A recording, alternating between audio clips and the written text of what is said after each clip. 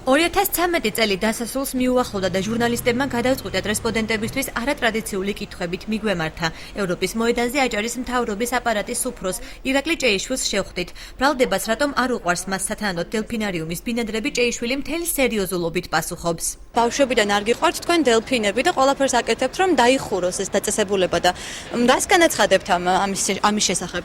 და ვინ კონკრეტულად? თუ შეგიძლიათ დაგვიდასტუროთ. ვისაუბროს კონკრეტულად?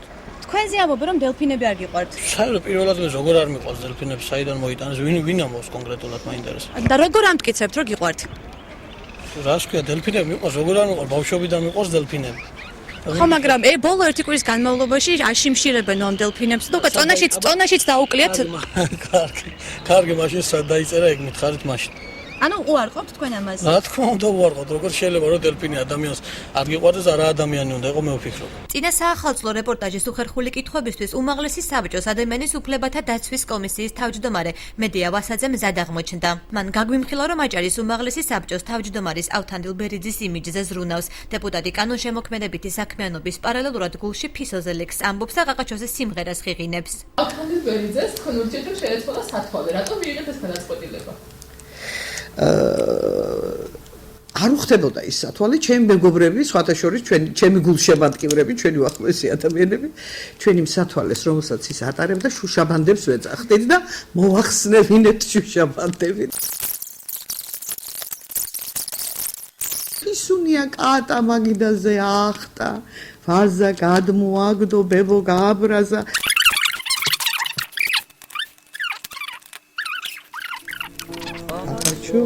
ახლა ვეფულა ვარდი გაშლილა იაფე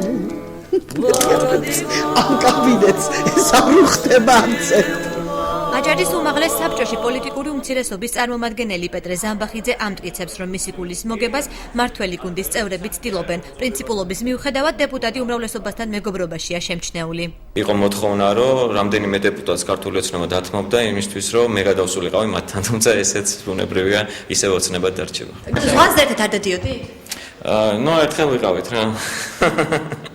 ერთხელ ვიყავით, მაგრამ რატოღაც გვეგონა რომ ეს არ გახმაურდებოდა, რამდენიმე ფაქტობრივად თელი უმრავლესობა იყო წასული და მათთან ერთად ჩვენც მოგვიწია რამდენიმე დეპუტატს წასვლა. ყვავილების მირთმევის ფაქტი? ეს მე ჩემ კოლეგას მივართვი ყვავილი, ესეც მინდა გითხრათ, რომ ეს ჩვეულებრივი მომენტია, როცა ქალბატონს ბაციკაძესთან იყო მე.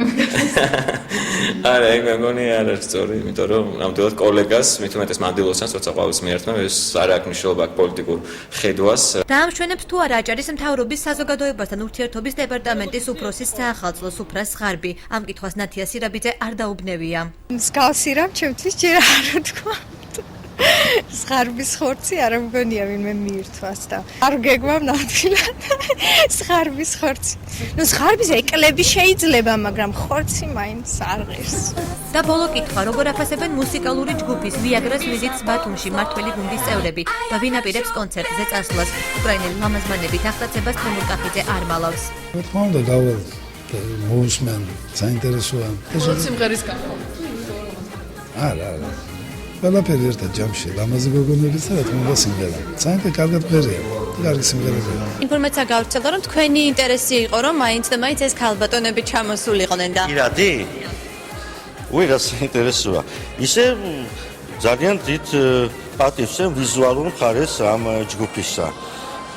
მაგრამ, მათ რო გითხრათ, სახალხო ხუმრობა, გავიგე. ვისაც ვიაგრა მოეწონება, მაშინ იცოდეს, რომ ჩემი ჩამოყვანილია ეს ჯგუფი. ჩემი მეუღლე გახლავთ ღრმად ეკლესიური ადამიანი, ამ დროისთვის იმყოფება მარხვაზე და მე ვფიქრობ, რომ მას ვიაგრაზე ბილეთები დაბრუნილი არ ეკრება.